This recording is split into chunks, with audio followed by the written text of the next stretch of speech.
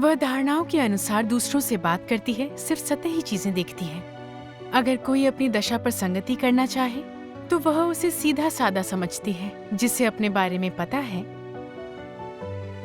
पर वह सिर्फ ऊपरी व्यवहार के धोखे में पड़कर भ्रमित हो जाती है। सीधा साधा और खुला होना क्या होता है, खुद को सचमुच जानना क्या होता है, सत्य की खोज से उसे इसका उत्तर मिलता है।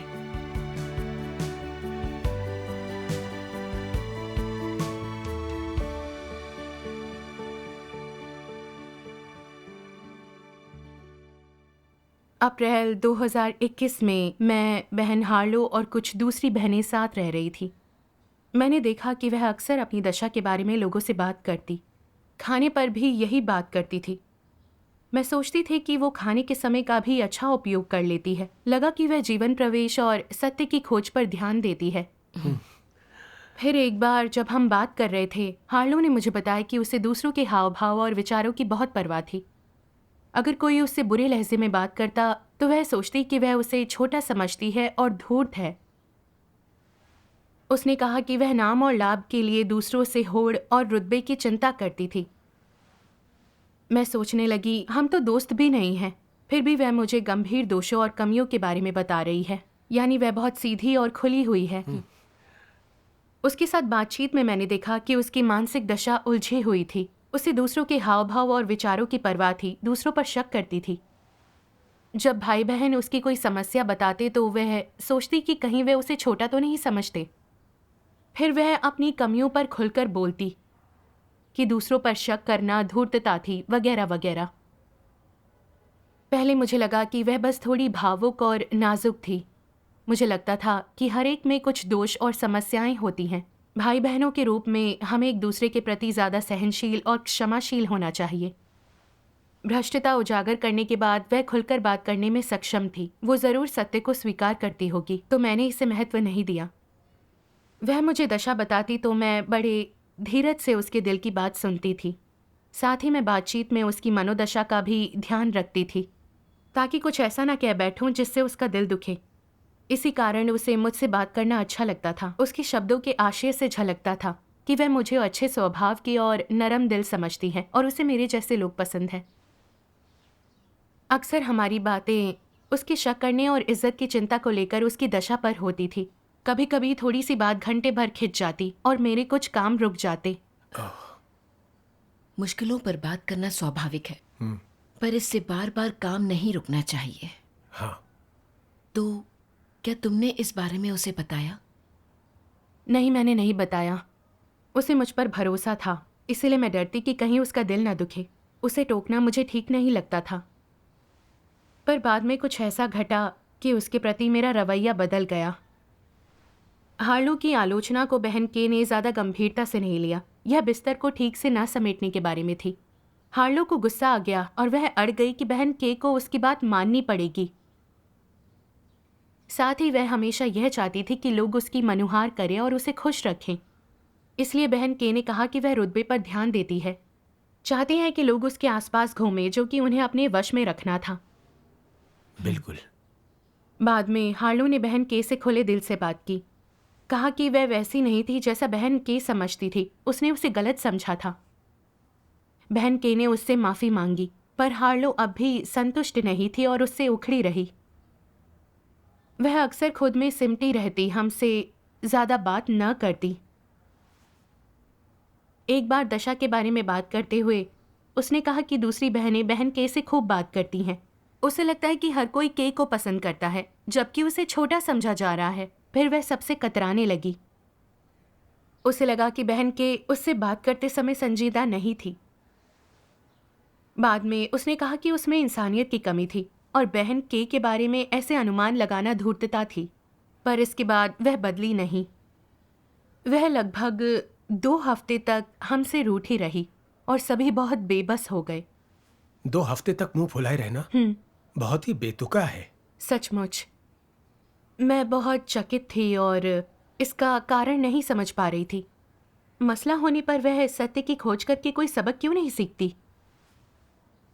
इसके बाद मैंने सोचा कि उसे तो बात बात पर मुंह फुलाने रूठने की आदत है। हमें प्यार से उसकी मदद करने की ज़रूरत है। तो क्या इसके बाद वो बदल गई? नहीं, एक बार वीडियो बनाते समय कुछ दिक्कतों के कारण इस पर फिर से काम करना पड़ा। सभा में टीम अगुआ ने कहा कि वीडियो से जुड़े किसी मसले में अहम जिम्मेदारी निर्माता की होती है। हार्लो को लगा उसकी बात हो रही है। टीम अगुआ को लगता है वह नाकाबिल है। इसके बाद वह कई दिनों तक उदास रही। एक अगुआ ने उसके साथ संगति की, कहा कि वह सत्य नहीं स्वीकारती और अति संवेदनशील है और खुद में बदलाव न लाना खतरनाक है। ठीक कहा। हार्लो यह सुनकर रोने लगी। कहने लगी कि वह बहुत धूर्त थी और परमेश्वर उसे नहीं बचाएगा। अगुआ ने परमेश्वर की इच्छा पर उसके साथ संगति की ताकि वह परमेश्वर को गलत ना समझे, अपनी समस्या पर आत्मचिंतन कर सके। उस समय वह कुछ नहीं बोली। अगुआ को लगा उसमें कुछ बदलाव आएगा। मैं हैरान हुई जब एक सभा में उसने कहा वह अपने बारे में अगुआ की राय को नहीं स्वीकारती। वह अवसाद में रही। बाद में उसने कुछ भाई बहनों से कहा कि टीम अगुआ ने उसकी कम योग्यता के कारण उसे छोटा समझा। अब वो उससे उबर नहीं पा रही। वो बोलते बोलते रोने लगी तो सब लोग हमदर्दी दिखाने लगे। इस तरह की बातें अक्सर घटती रहती और किसी के साथ संगति के बाद वह हमेशा खुद को जान जाती, अपनी समस्या मान लेती। पर कुछ दिन बाद कुछ और होते ही उसे फिर दौरे पड़ जाते। वह ऊपर ऊपर से कुछ मीठा कहती पर असल में सत्य को स्वीकार ना पाती। बिल्कुल। मैं उसका यह बर्ताव देखकर उलझन में थी। लगता था कि वो खुद को समझ जाती है तो फिर बदलती क्यों नहीं। अगर किसी की बात से उसके गर्व को चोट लगती तो वह सोचती कि वे उसे नीची नज़र से देखते हैं, सब कुछ गलत समझ लेती। क्या उसकी इंसानियत और समझ को लेकर कोई समस्या नहीं थी?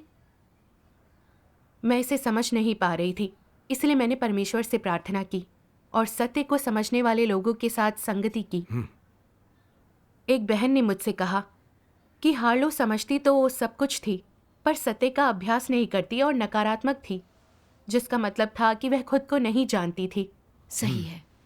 उसने परमेश्वर के वचनों का एक अंश भेजा। मैं इसे पढ़कर सुनाती हूँ। ठीक है। आत्मज्ञान पर संगति करते हुए कुछ लोग कहते हैं, मैं एक राक्षस, एक जीवित शैतान हूँ जो परमेश्वर का विरोध करता है, उसकी अवज्ञा करता हूँ, विश्वासघात करता हूँ। मैं एक सांप हूँ, एक दुष्ट व्यक्ति जिसे शापित होना चाहिए। क्या यही सच्चा आत्मज्ञान है? वे केवल सामान्य बातें बोलते हैं। वे उदाहरण क्यों नहीं देते? वे उनके द्वारा की गई शर्मनाक चीजों को सबके सामने क्यों नहीं लाते?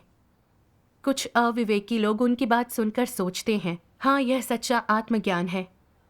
खुद को राक्षस, शैतान के रूप में जानना, यहाँ तक कि खुद को कोसना, ये कितनी ऊंचाई तक पहुंच गए हैं। बहुत से लोग, खासकर नए विश्वासी, इस बात से बहकावे में आ जाते हैं।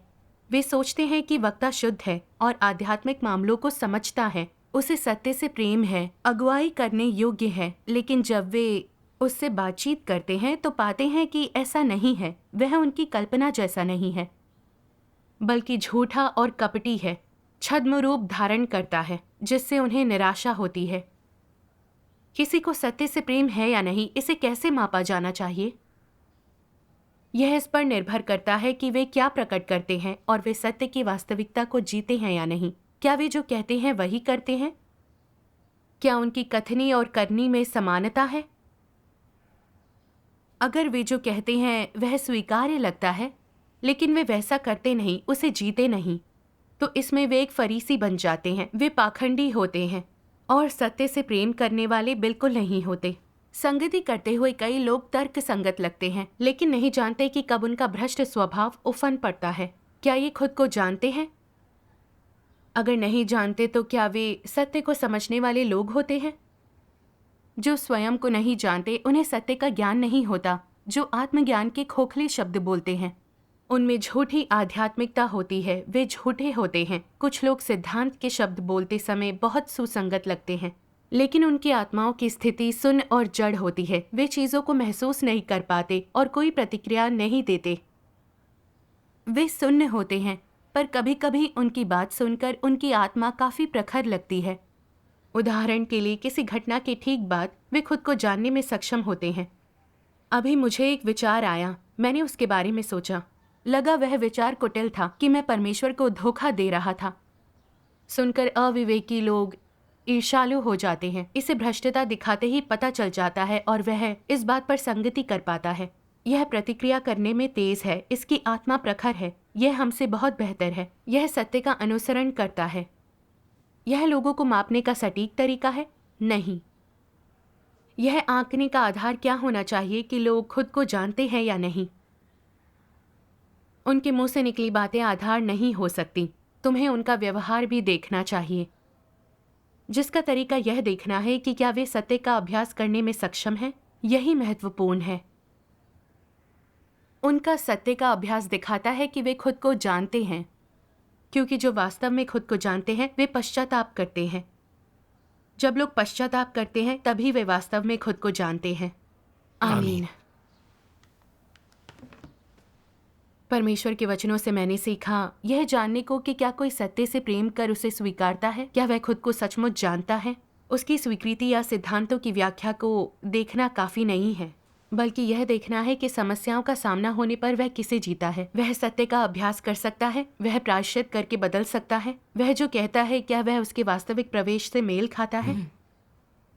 कुछ लोग धर्म सिद्धांत तो सही बघाड़ते हैं, पर कुछ हो जाए तो सत्य का अभ्यास नहीं करते और अपने शैतानी स्वभाव के अनुसार चलते हैं। ऐसे लोग सत्य को स्वीकारने वाले नहीं होते। सही बात है। कुछ लोग अपने सारे विचार खोलकर बता सकते हैं, वे अपनी भ्रष्टता को जानते हैं, इसलिए लोग समझते हैं वे सीधे साधे हैं, पर वे इसके पीछे के इरादों पर बात नहीं करते। वे भ्रष्ट स्वभाव के सार का विश्लेषण भी नहीं करते। वे सीधे और खुले प्रतीत होते हैं, पर वे दूसरों को गुमराह करते हैं, धोखा देते हैं, जो धूर्तता है। बिल्कुल है। कुछ लोगों का आत्मज्ञान एक छलावा होता है।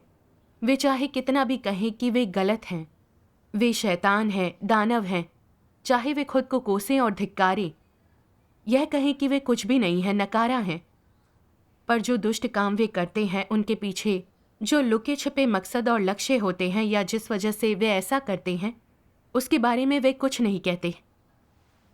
इससे मुझे बाइबल में प्रभु यीशु द्वारा फरीसियों के खुलासे की याद आ गई। मच्छर मक्खी निकाल फेंकना पर ऊंट निगल जाना। इस तरह का आत्मज्ञान मिथ्या है, सिर्फ छलावा है और गुमराह करता है। सही कहा।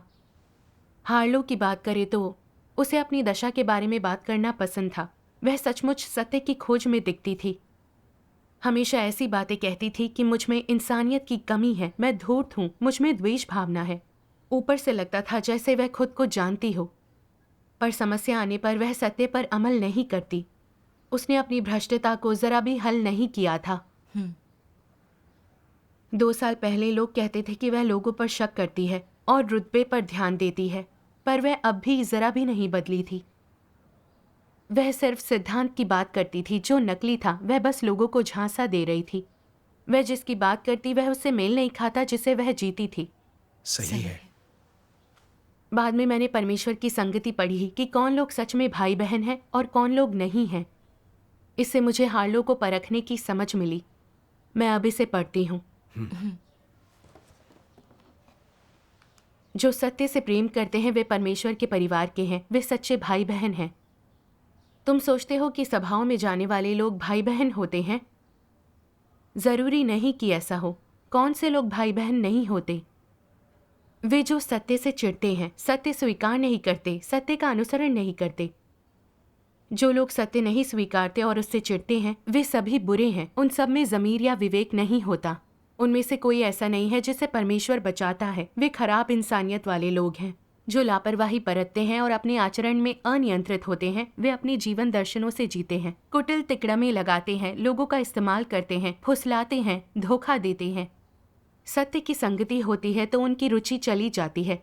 वे उससे चिढ़ते हैं, उन्हें ये उबाऊ लगता है, वे बैठे नहीं रह पाते। ये किस तरह के लोग होते हैं? ये गैर विश्वासी होते हैं।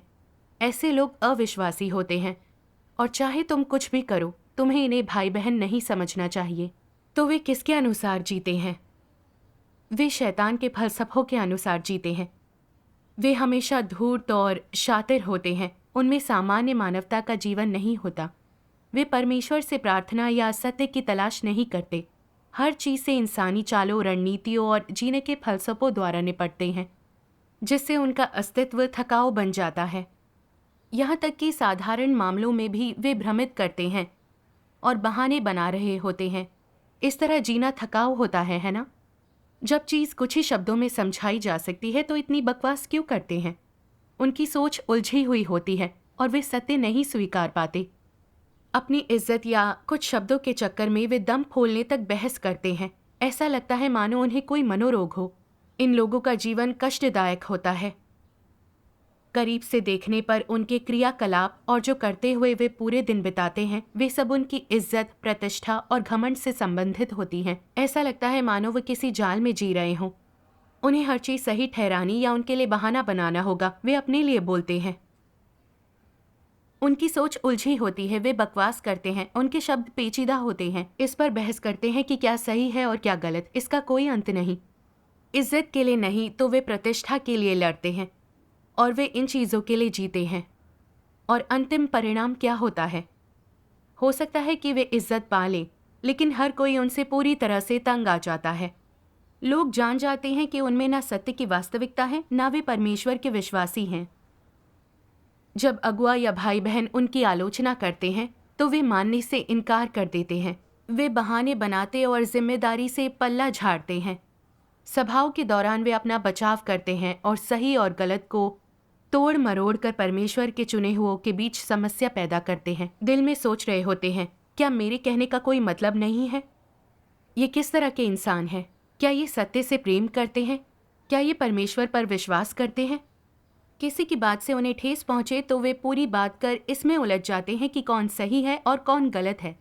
वे सत्य के सिद्धांतों के अनुसार उससे पेश नहीं आते। मामला कितना भी सरल क्यों ना हो, उन्हें उसे बहुत जटिल बनाना होता है। वे परेशानी को न्योता दे रहे हैं। वे इतना थकने लायक है। आमीन। आमीन। परमेश्वर के वचन बिल्कुल स्पष्ट हैं। जो सत्य से प्रेम और इसका अभ्यास करते हैं वही सच्चे भाई बहन हैं, परमेश्वर के घर के लोग हैं। ठीक कहा। जो सत्य स्वीकार नहीं करते, इससे ऊब जाते हैं, वे गैर विश्वासी हैं, भले ही वे कलीसिया में हों। वे सच्चे भाई बहन नहीं हैं। सही बात है। परमेश्वर के वचन पढ़कर यह पहचानना आसान हो जाता है कि कौन भाई बहन है, कौन गैर विश्वासी हैं। हाँ। कुछ लोग सही गलत पर बहस करते हैं, सत्य नहीं स्वीकारते बल्कि इससे ऊब जाते हैं। वे सत्य की खोज या चिंतन मनन नहीं करते, न खुद को जानते हैं। वे हमेशा खुद को बचाते और सही ठहराते रहते हैं। ऐसा इंसान ज्यादा ही सोचता है, धोखेबाज होता है। यह उसके लिए तो थकाऊ होता ही है, दूसरों को भी तकलीफ और चिढ़ होती है। ऐसा इंसान सच्चा भाई या बहन नहीं हो सकता। हार्लो के बारे में सोचे तो अनजाने में किसी की बात से उसकी साख पर असर पड़ता और उसे बुरा लगता तो वह उनके बारे में अनुमान लगाने लगती थी, शंकालु और पूर्वाग्रही हो जाती।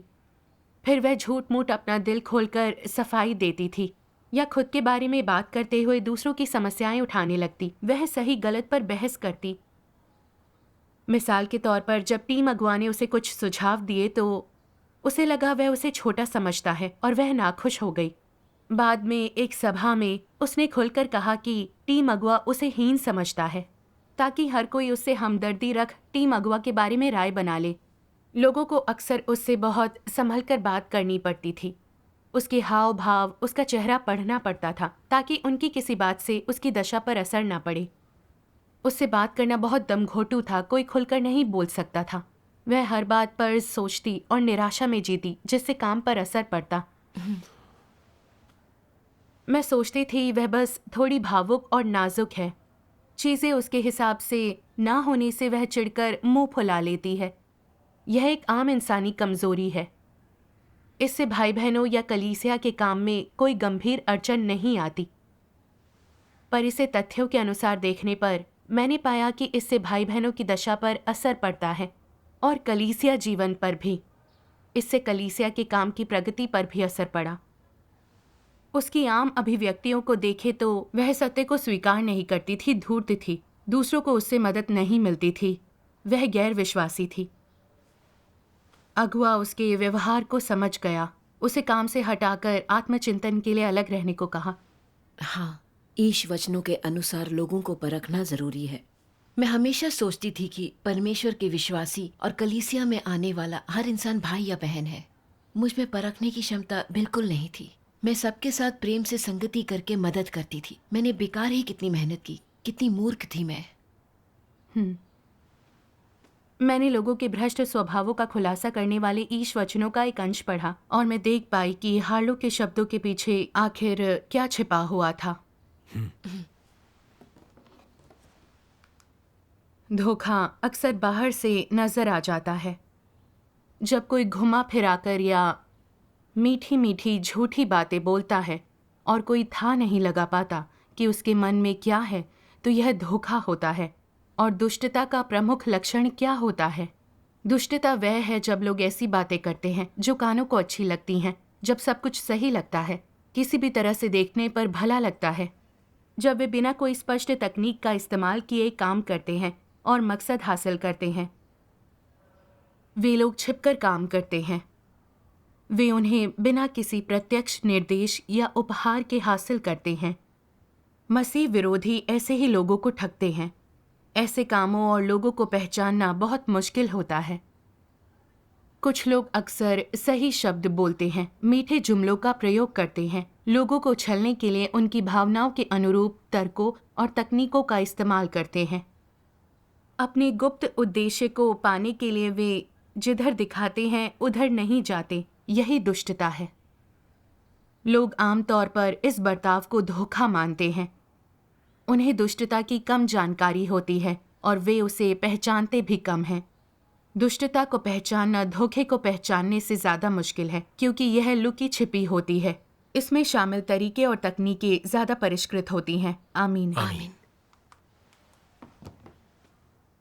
परमेश्वर के वचन दुष्ट स्वभाव के लोगों का खुलासा करते हैं। ये ऐसी बातें कहते हैं जो सुनने में बहुत अच्छी लगती हैं, पर इनके पीछे ऐसे अंदरूनी मकसद छिपे होते हैं जिन्हें आम लोग भांप नहीं पाते। ठीक कहा। बिल्कुल। मैं हार्लो के व्यवहार के बारे में सोचने लगी। उसने कहा था, मैं उदार दिल की हूँ और उससे बहस नहीं करती और उसे मुझसे बात करना पसंद है। एक बार जब उसने देखा कि बहन के घर पर नहीं थी, तो उसने एक संदेश भेजा कि उसे घर पर अकेले डर लगता है, मानो वह कोई बच्ची हो जिसकी माँ उसके पास ना हो। ऐसी बात सुनकर कोई भी सोचेगा कि वह उस पर बहुत भरोसा करती है, उसे भरोसेमंद दोस्त या घर का सदस्य मानती है। फिर वह उसकी देखभाल करना चाहेगा और हर मामले में उसका साथ देगा। उसके सही और गलत को लेकर बहस करने पर उसे लगेगा लोग उसे छोटा समझते हैं। कोई उसकी बातों को नहीं भांप पाएगा, बस उसके प्रति हमदर्दी महसूस करेगा। वह ऐसी बातें कहती थी जो सुनने में अच्छी लगती, दूसरों को खुश करती थी, पर इनके पीछे उन्हें झांसा देने का मकसद होता था। सही कहा। उसे लोगों से अपनी दशा पर बात करना पसंद था, ताकि वे सोचे कि वह जीवन प्रवेश पर ध्यान दे रही है और कि वह सत्य की खोज में है। पर हकीकत में वह सोच समझकर यह नकली आध्यात्मिक दिखावा करती थी, ताकि लोग उसके बारे में अच्छा सोचें। वह दिखाती कि वह अपनी दशा की बात कर रही है, पर वह दूसरों द्वारा पुचकारे जाने के लिए उनकी भावनाओं से खेल रही होती थी। वह काम कर रहे लोगों का भी समय बर्बाद करती। पर मैं उसके मकसद को नहीं भांप पाई, ना ही यह समझ पाई कि वह कैसी इंसान थी। मैं बस दिल से उसके साथ संगति करते हुए उसकी मदद करती रही। उसे जिंदगी से संघर्ष करते देख बढ़ चढ़कर उसकी मदद की। हर मामले में पहले उसके फायदे की सोचती।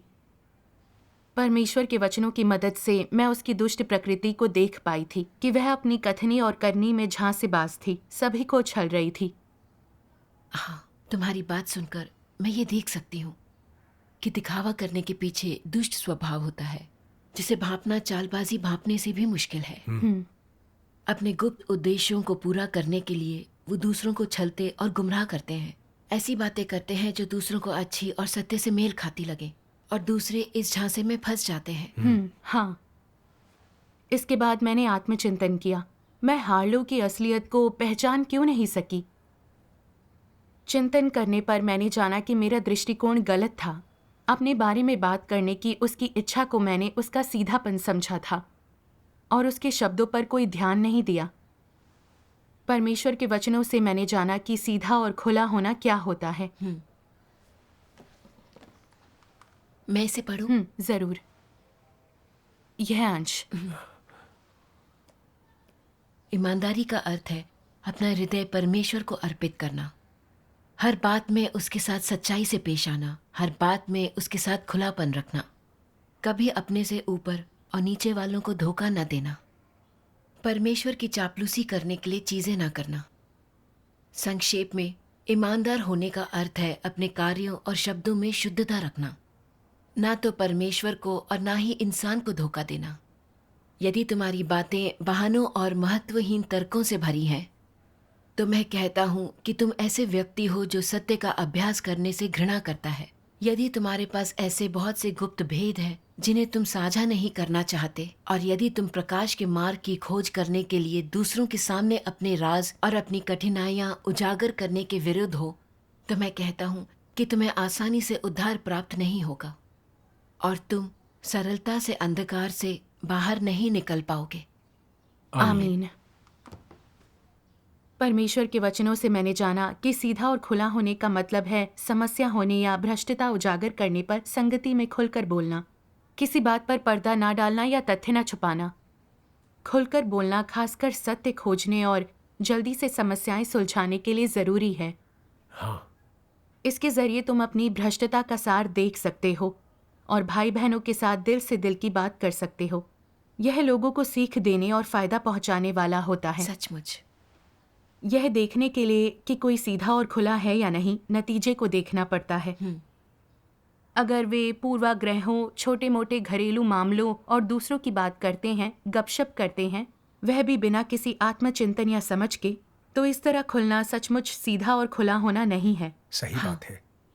यह भड़ास निकालना और अपनी समस्याओं के लिए दूसरों को दोषी ठहराना है। इस तरह के खुलेपन से लोगों को कोई सीख या मदद नहीं मिलती। सही बात है। कुछ लोग खुलने का दिखावा करते हैं कि वह सत्य को स्वीकारने वाले ईमानदार लोग हैं, ताकि लोग उन्हें आदर से देखें। इस तरह से खुलना खुद को ऊंचा उठाना और दिखावा करना है, जो गुमराह करता है। हाँ, सच में। हार्लो के आत्मज्ञान की बात करें तो वह आमतौर पर दूसरों के बारे में अपनी शंका पर और अपने विचारों और ख्यालों पर हमेशा खुलकर बोलती थी, पर वह कभी भी अपने भ्रष्ट स्वभावों या अपने लुके छिपे इरादों या मकसदों की बात नहीं करती थी। वह सत्य खोजने या अपनी भ्रष्टता के समाधान के लिए नहीं, बल्कि दुखड़े सुनाने, लोगों की हमदर्दी जुटाने और दिलासा पाने के लिए ऐसा करती थी। वह खुद को सही ठहराने के लिए भी इसका इस्तेमाल करती थी, ताकि लोग उसे गलत न समझें। ऐसे वह दूसरों की नज़रों में अपनी छवि बचा सकती थी। उसके खुलकर बोलने से उसका भ्रष्ट स्वभाव हल नहीं हुआ। इससे भाई बहनों को कोई शिक्षा या लाभ भी नहीं मिला। यह सीधा और खुला होना नहीं था। सचमुच। यह कोई खेल खेलना या चाल चलना था। यह एहसास होने के बाद मुझे सब स्पष्ट हो गया था। मुझे दिख रहा था कि हार्लो सत्य का अनुसरण करने वाली नहीं थी। वह सीधी और ईमानदार भी नहीं थी, बल्कि धूर्त और दुष्ट थी। हाँ। इसके बाद मैंने आत्मचिंतन किया। मैं 1 साल से हार्लो से बात कर रही थी। मुझे उसके कुछ आम मामलों का पता था, तो मैं उसे जरा भी पहचान क्यों नहीं पाई थी। मुझे एहसास हुआ कि इसका कारण था चीज़ों को ईश वचनों के चश्मे से न देखना, बल्कि मैं तो अपनी धारणाओं और कल्पनाओं के चश्मे से देख रही थी। मैंने उसके खोलने और दूसरों के साथ अपनी दशा साझा करने को सत्य खोजना और उससे प्रेम करना समझा था। मैंने उसकी मंशाओं को नहीं देखा। उसने असल में जो हासिल किया उसे नहीं देखा। हाँ। मैंने उसकी कथनी और करनी या उसके रवैयों को नहीं देखा। चीज़ों को ईश वचनों के जरिए नहीं देखा। यही कारण था कि मैं ना उसका सार देख पाई, ना उसे परख पाई। मैं उसे एक बहन की तरह मानती रही, हमेशा उसे माफ़ किया, प्यार से उसका साथ दिया। सच में कितनी मूर्ख थी मैं।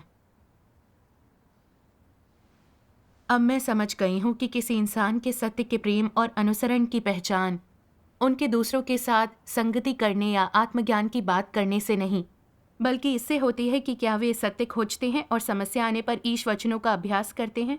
क्या वे सच्चे प्रवेश और बदलाव में सक्षम हैं? हाँ, बिल्कुल। मैं समझ गई कि परमेश्वर के वचनों के आधार पर इंसान के सार को पहचानना कितना जरूरी है। ठीक कहा। अगर लोगों को पहचान नहीं सकते तो गुमराह हो जाओगे, आंख बंद करके लोगों से प्रेम करोगे, गलत लोगों को भाई बहन मानकर मदद करोगे। इससे आखिर में कलीसिया के काम में रुकावट आएगी। लोगों को परमेश्वर के वचनों के जरिए देखना ही सही है।